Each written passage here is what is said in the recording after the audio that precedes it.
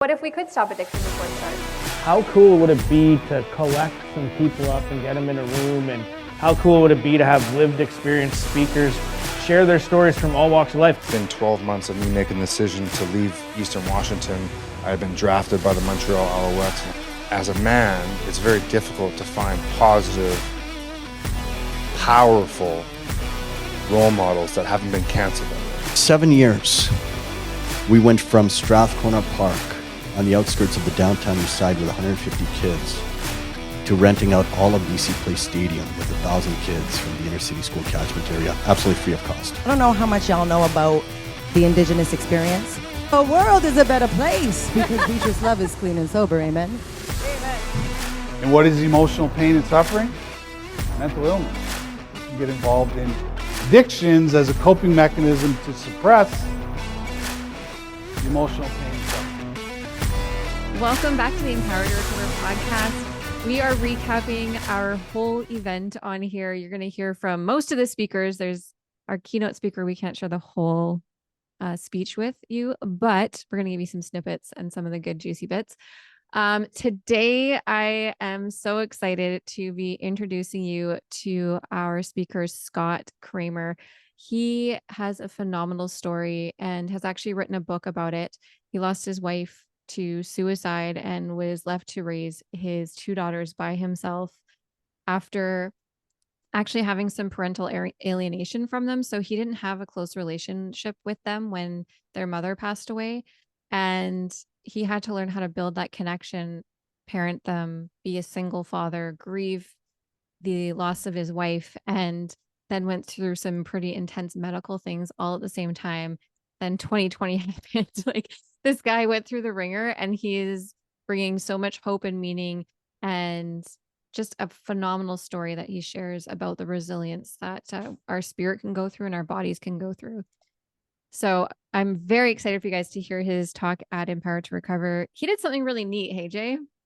Yeah, Scott and I just met Scott when we went to BC. So I knew he was a little bit nervous seeing him the night before and how he was on stage. And, Scott's a great storyteller. Like, he really is. Like, I talked to Scott for probably an hour the other day, and we just laughed, because Scott's done stuff in film, and he's built film, and he was doing a whole bunch of really cool things before his wife, and then get sick, and then COVID, and then,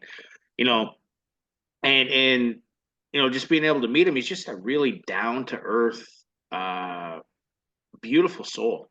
Like, something that really kind of sat with me is when he said, I gave up, I slept on the couch so my kids could have a room, and my other daughter was in the backyard, in a tent and wanted to be alone. And I didn't really know what to do. So I just kind of left them alone so that we could kind of learn how to heal together. And, he didn't really force the healing. He kind of just allowed the healing to do what the healing's supposed to do. Like, some of us just really try to heal fast. I mean, if trauma took that long, would healing come that fast? No, it doesn't really work that way. So, just a really down to earth guy, an amazing storyteller, how he sat on the stage and told his story. He brought a real different energy to the stage because he grabbed a stool, sat down, and did almost like a book reading for us. And it was just so intimate. Like, you just felt like you were in the book with him. Yeah. And he's so good at that. He's so good at taking you through the story, right? Like, through what happened and the up, and then his voice goes down, and then the up, and then his voice comes in the middle. And then, like, he's really amazing at putting that story together, and super proud that he had the opportunity to share on the Empower to Recover platform and movement, and that he gets to talk about his book, which is Daily Dad. So it is on Amazon. Go check out Daily Dad, grab the Daily Dad book, and make sure to give it a read. And you can follow him on Facebook, Instagram, and all those handles to see what he's up to. But I think he's right now in the middle of actually writing another book too, which is really exciting. He's continuing his path about relationships, or learning how, because I know he's getting married. So he met a beautiful girl, Lisa. They're getting married in September, I believe. And, it just shows if you don't give up on yourself. And that's what he didn't do. He didn't give up as much as he wanted to, and as much as he was ready to pack it in and say, listen, I can't God, you're just pouring way too much on. I can't take this anymore. And he didn't do that. He didn't do the story of, having the toast and it tasting like the best piece of Paris pastry. He never had any toast, and it was this Wonder Bread toast in the hospital. It changed his life. That showed him and gave him the uh, ambition that he could get out of the hospital. We're about to spoil this whole talk for you if we keep going. So we should just introduce Scott. You guys are going to love this talk. It is so vulnerable and intimate. And if you want to get a hold of Scott, go to dailydad.ca. His book is linked on there. It's also on Amazon. If you look up Daily Dad Picking Up the Pieces. And if you want to get connected with Empower to Recover, head over to empowertorecover.com or send us a message at empower2, that's the number 2, recover @gmail.com. We are bringing these events across Canada. So if your city needs some hope and needs conversation around mental health, addiction, and trauma, we would love to bring this event there. Get in touch with us. I'm a dad that has been alienated from his children, a dad in recovery that had to deal with undiagnosed mental illness that had creeped into his family unknowingly, a dad that has had to learn patience, tolerance, and what the true meaning of love is, one day at a time. Indeed, I've become Daily Dad. So what am I going to talk about today? What topic did I pick for today? Well, I'm going to talk about facing catastrophe with serenity and sobriety. The event horizon is the edge of a black hole, a severely distorted fabric of space and time, a place where the gravitational pull is so great there is no escape, a place where even light cannot escape from, an ultimate terrifying place in the known universe.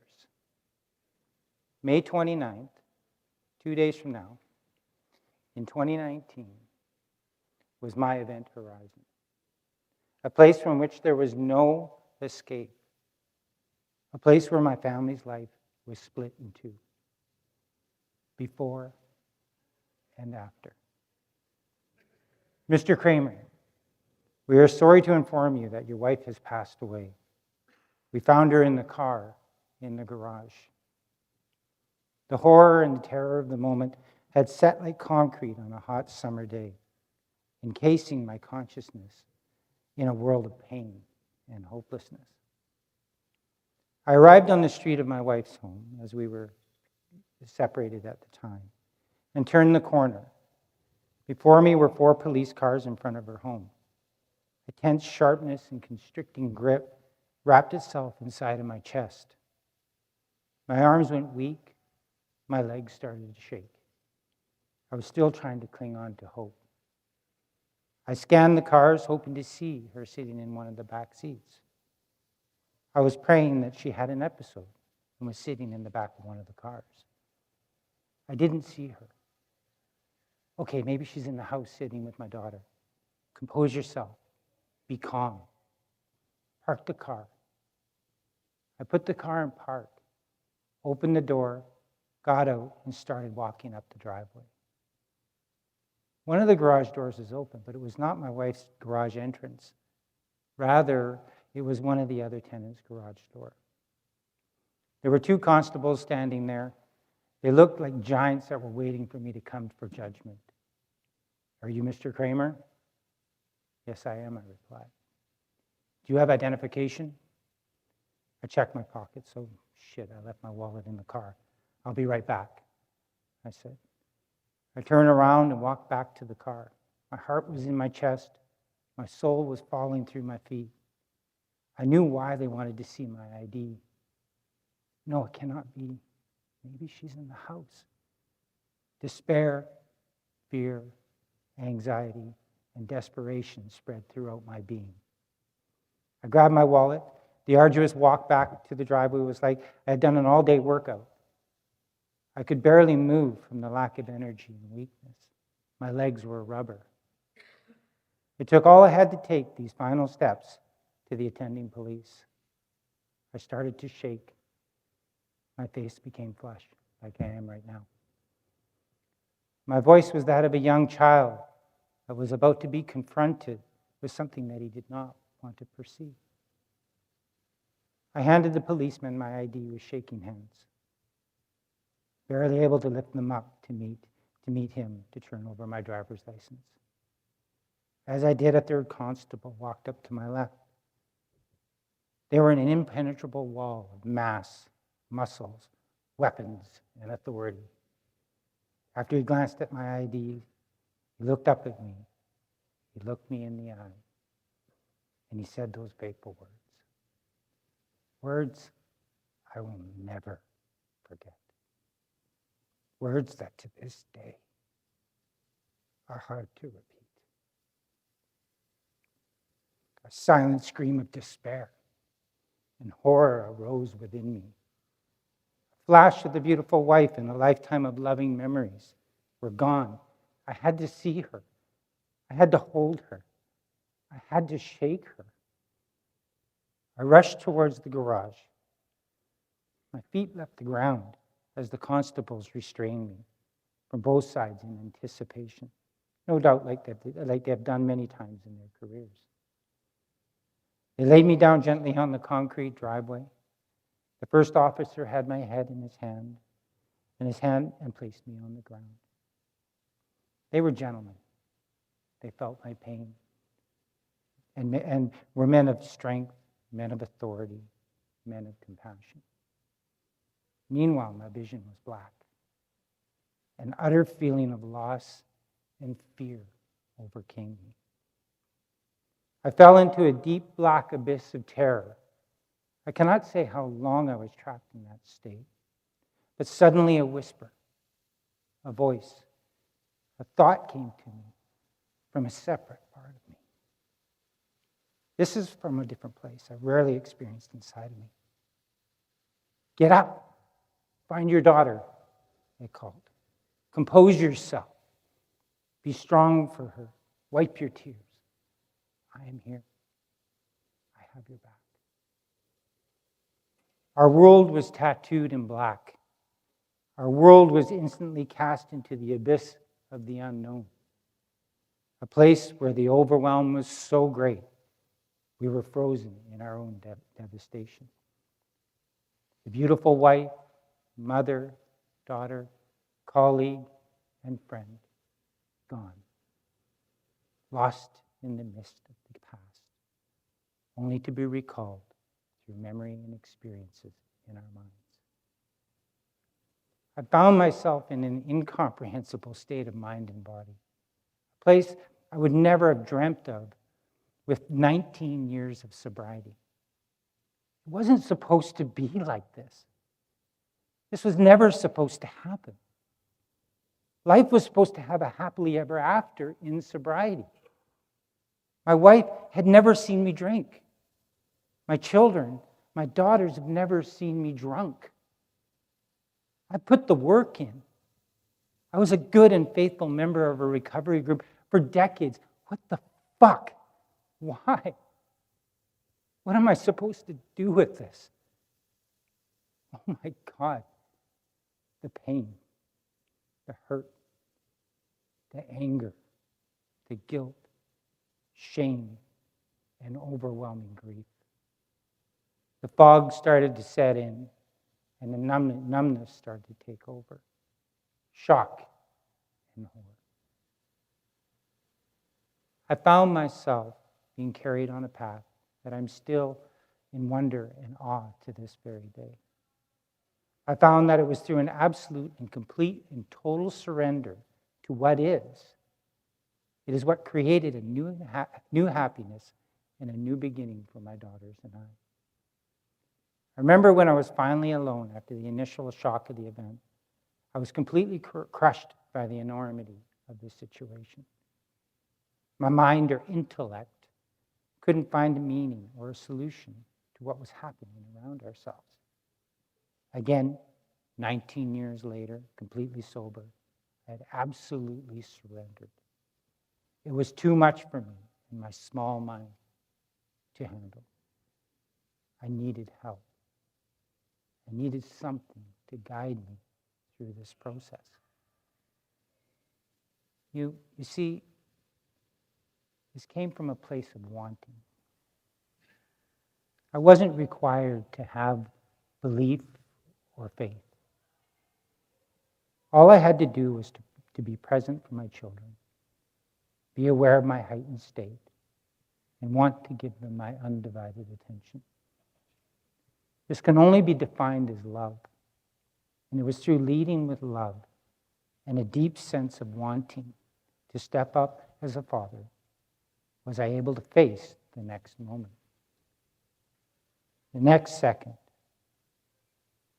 I was willing to do whatever it took and was willing to accept whatever the outcome was for myself and my daughters. Pardon me. Complete surrender to what is. An unfolding of the circumstances. The before was gone, never to be experienced again in the reality of now. Only to be experienced in my mind recalling the past.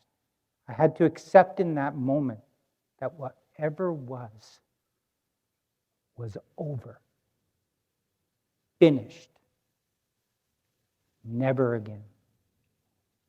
I had to accept the urgency of the now. I had to use a God-given emotion of anger, led by love, to get me through the immediate challenge, only to let it go when the time was right. This anger wasn't a rage projected on others or myself. It was a place of determination that the situation wasn't going to harm what was left of my family. It allowed me to focus on the immediate needs and to greet the challenge of the subsequent pain. Don't get me wrong. It didn't relieve the pain or eliminate what was happening. It allowed me to find the strength to face the moment. Just like the after effects of a natural disaster, I was chopping wood, fetching water, and securing my family. My daughters and I eventually started to settle into life. We found resources within the community that provided us with counseling. And we even attended a self-help boot camp-like event in Vancouver together. We took hypnotherapy, breath work, Reiki courses, and many other tools in our toolkit. I was willing to do whatever it took to spend whatever time I could with my two traumatized teenage daughters. I was able to create a connection through presence by skateboarding with them on a regular basis.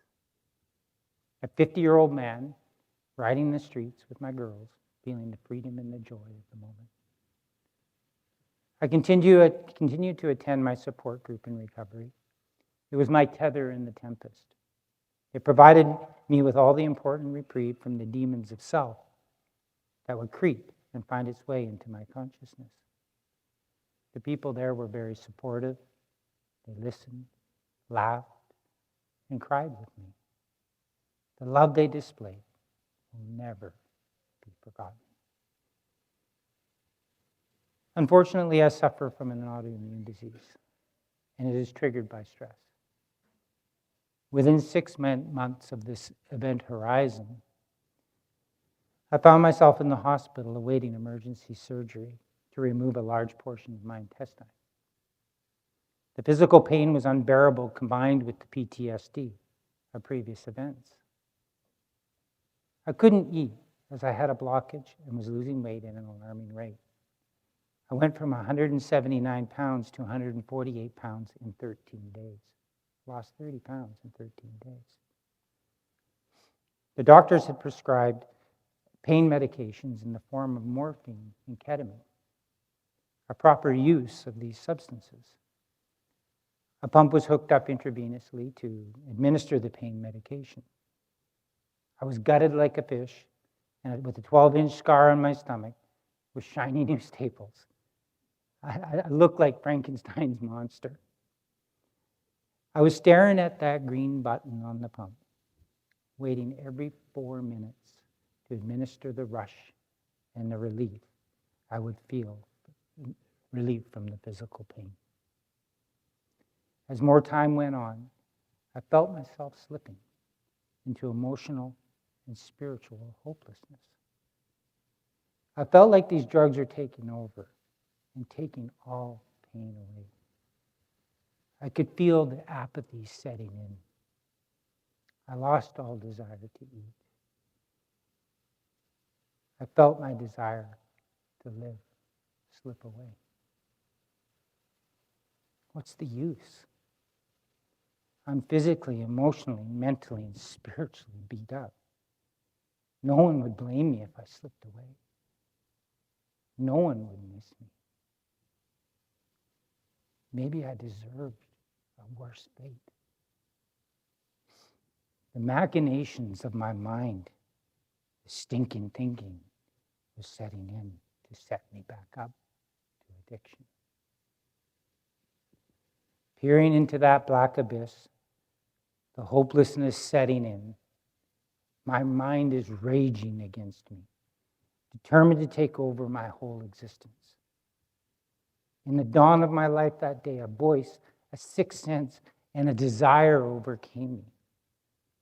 I spoke out to a nurse attending me at the time, exclaiming in a weak voice, "I want to go home." She replied to me, "Scott, if you want to go home, you have to eat. Please eat."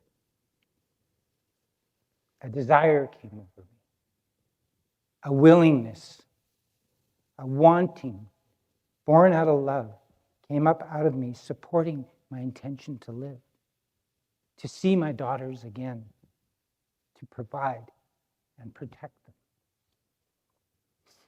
I asked the nurse what it would take to be released. She replied I needed to prove to the doctors after the weekend that I'm eating on my own. I also needed to show that I could manage my pain without the use of a pump. That wanting, supported by love, supported the intention, which in turn caused me to act. At that moment, I partook in that first piece of toast. It tasted better than any of the pastries of Paris. I recorded over the weekend all of the food I ate, breakfast, lunch, and dinner. I wanted to stay sober. I wanted to stay sober. I did not want to use drugs to relieve my emotional and spiritual pain. As a result, I refused any pain medication via pump, injection, or oral. I went cold turkey. I told the staff that I was in recovery to cease all pain medications to their hesitation. They suggested I give it a bit more time. I mean, they were really pushing it on me. I refused. My daughters needed me. My friends need me. My family needs me. I want to live. I want to survive. I want to thrive. I subsequently went into detox from these powerful medications. I created a mantra in the hospital that I repeated to myself 1,000 times over the weekend. Courage and faith.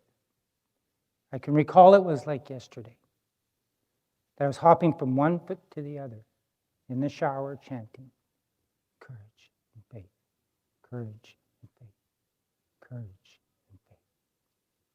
I looked like a concentration camp victim, plagued by starvation. By the time Monday came, armed with facts of my diet and the refusal of pain medications, to the astonishment of the medical staff, they released me on Monday. The physical pain was there, believe me, it was there. By no means did it go away, but the suffering that I was experiencing on that hospital bed days earlier was gone. Pain is inevitable, but suffering is optional. So I've learned that pain is a part of life and cannot be avoided. But how I hold it in mind causes true suffering. By hanging on to pain, by hanging on to an idea of what was or what my interpretation of what is caused suffering. By hanging on to and not letting go of it can be destructive to life itself. Resisting pain, denying what is happening by falling into apathy, and resisting the process of healing will cause unimaginable suffering. That weekend, a dear friend of mine came by the hospital. She sat on the end of my bed and told me, a voice from the beyond. It was like an angel from heaven. She said, "Scott, it's time to grieve." She gave me permission to start the process of healing. I welcomed it and allowed my consciousness, the higher power that exists through me, work for me. I surrendered all thought, became present by letting go of the depression of the past and the anxiety of the future. I celebrated the healing effects of grief. Grief is a God-given emotion. Grief was given to us to help us heal.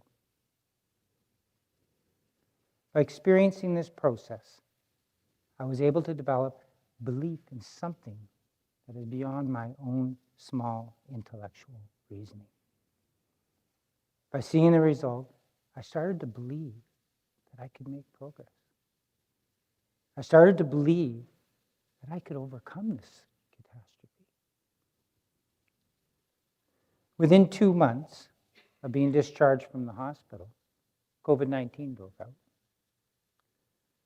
As a realtor, my industry was temporarily shut down. Recovery meetings were shut down. My tether was getting weaker by the moment. But my belief became stronger in this face of catastrophe on a global scale. My daughters and I were faced with an unknown future. So my belief that if I did the next right thing and surrendered all fears about the future, I became excited about what was going to unfold for us. Sure enough, money was available from various sources, and all of our physical needs were met. Myself and a friend set up a meeting at a church parking lot and waited for people to show up, and boy, did they ever. We managed to continue with meetings for 2 years. 2 meetings a day, noon and 7 o'clock every day, 7 days a week in a church parking lot, rain or shine. As a result, we raised over $10,000 for single mothers that needed diapers and formula during the pandemic. I also wrote a book, Daily Dad, Picking Up the Pieces. It's a book chronicling our journey and how, as a father, I was able to build a deep and loving connection with my children. During the pandemic, I was able to find love.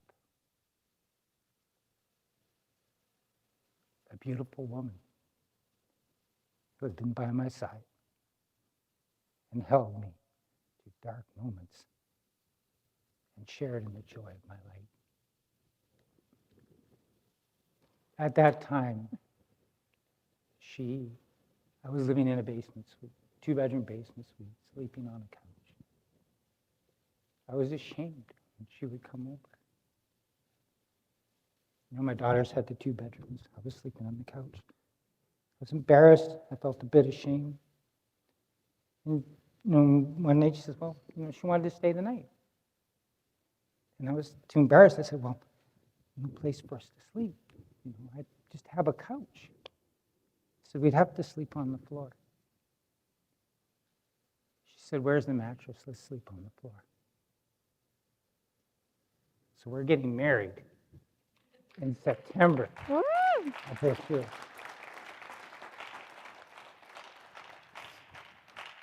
And that was a feeling of being accepted and valued. My belief had transformed into faith. experiencing the omnipotence of the universe at work through me. I have faith that when I let go of the bondage of self, the bondage of the mind, allowing the manifestation to unfold through me, life regenerates and creates a new cycle of beauty. It's like a wildfire. Let's take, for example, the lodgepole pine forest up in the interior in BC. They are of a uniform age and size. They grow from about 120 to 180 years old and become mature and choke out all other life in the forest. The lodgepole pine tree reseeds the forest by releasing its pine cone. The pine cone will not release the seeds unless there is heat as intense as fire. So the natural unfolding of life in the forest is for the pine beetle to move in and kill the trees. The trees turn red and the needles in the pine cones fall to the ground, creating perfect conditions for a massive fire. The first lightning bolt that comes along, it strikes a dead, dry tree, creating sparks, which turns the forest into an inferno of an epic proportions. You see that in Alberta. We saw that up north over the last few years. As a result, the pine cone explodes like popcorn and releases and distributes the seeds. The ash from the fire provides nitrogen to fertilize the ground, sparking the next cycle of forest in the form of grass, saplings, and deciduous trees. So, catastrophe is essential to life. It is a part of life. It is as essential as serenity and joy. To deny catastrophe is to deny life. It is to deny serenity and joy. We wouldn't know what joy is if we never felt pain. We would never know what serenity is if we never experienced catastrophe. We can meet catastrophe with serenity if we accept the fact that we can't have one without the other in the totality of life. I am the darkness and the light. I'm the subterranean and the flight. I float on an endless sea to be the real me. Thank you.